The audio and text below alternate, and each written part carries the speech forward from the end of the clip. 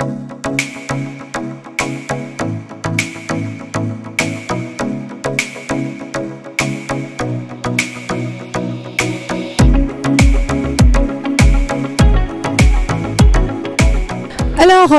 eh bien, toujours en direct des Assises des Mickey, on a participé ce matin à un atelier sur Mickey et sexualité. Et là, je suis en compagnie de Muriel Bachigalupo, qui est sexologue à Montpellier. Et puis le docteur Nion Larmurier, qui est, elle, gastro-entérologue au CHU de Saint-Antoine à Paris. Alors, d'abord, qu'est-ce qui s'est dit côté gastro dans cet atelier pour les gastro-entérologues ? Alors gastro, premier point, c'est qu'il faut en parler avec les patients et oser poser les questions parce qu'on a des appréhensions. Après, il faut diagnostiquer, en tout cas repérer et puis référer à, au mieux, je pense, un andrologue ou un sexologue. Alors pourquoi en fait les gastro-entérologues ont tellement de mal à parler de sexualité avec leurs patients ? Alors, je pense vraiment que c'est d'abord un manque de temps, hein, tout simplement. On est un peu toujours pressé.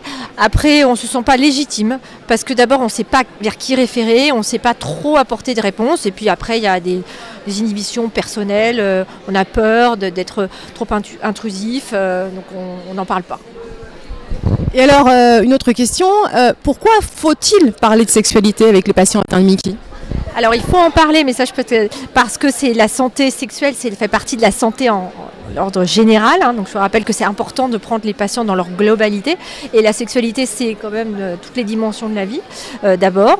Et puis parce qu'il y a souvent quand même des problèmes d'estime de soi avec des conséquences sur la qualité de vie. Donc je pense que c'est très important de pouvoir l'aborder pour essayer d'améliorer le vivre avec. Donc la maladie a un impact sur la sexualité. Alors comment on essaye de résoudre ça ? Alors effectivement, hein, les Mickey, elles ont des retentissements vraiment non négligeables sur la santé sexuelle globale du patient. C'est important du coup d'oser en parler. Ne pas attendre, bien entendu, que ce soit le médecin qui amorce le dialogue. Et ce serait bien que le patient de lui-même arrive à se confier sur sa difficulté auprès d'un membre de l'équipe soignante. Ça peut être le médecin, le gastro-entérologue, ça peut être aussi les infirmières qui sont très proactives. On peut également se tourner vers les associations. L'AFA est très proactive sur le sujet de la santé sexuelle. Il y a beaucoup de choses qui ont été faites, des brochures, il y a des webconférences. Il y a également les ateliers d'éducation thérapeutique qui proposent de plus en plus des ateliers dédiés sur le sujet de la santé sexuelle pour accompagner le patient dans sa sexualité avec la maladie. Et puis bien entendu, il y a nous, les sexologues, vers lesquels on peut également se tourner, sachant qu'on n'est quand même pas les pros de premier recours. On vient souvent nous voir un peu plus loin dans la démarche, dans le parcours de soins, mais on est là aussi. Et puis voilà, je pense qu'il faut, c'est le premier pas le plus difficile. Après, il y a des solutions qui existent, donc il faut qu'on soit un peu tous proactifs sur le sujet.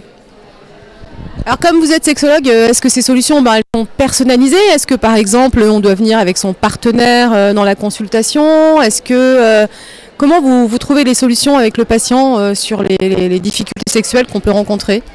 Alors, bien entendu, c'est au cas par cas. Maintenant, c'est vrai que le partenaire, on a tendance à l'oublier et qu'en consultation de sexologie, on l'invite à se joindre à nous parce que ça a des retentissements sur sa sexualité à lui aussi, la qualité de vie même du couple, sans même parler du sexuel. Donc oui, il fait aussi partie de nos consultations et on lui offre aussi cet espace-là pour pouvoir exprimer ce qu'il ressent, ce qu'il souffre et mieux comprendre ce qui se passe. Bon, en tout cas, on remarque que c'est un progrès, en fait, déjà de parler de sexualité dans un congrès de gastro-entérologie, de le faire en atelier, donc c'est-à-dire essayer de proposer aux professionnels de santé des solutions qui soient plus concrètes pour mieux prendre conscience du sujet. Est-ce que vous auriez un message clé chacune à nous dire au sujet de sexualité Mickey ? Quelqu'un veut commencer ? Moi, simplement d'oser en parler, c'est mon cheval de bataille. Oui, alors moi, de ne pas hésiter à faire de l'ETP ou en e-accompagnement avec l'AFA ou d'autres structures, avec la FEMI notamment, on a des outils. Et de ne pas hésiter à nous contacter si vous avez besoin de documents. Merci beaucoup.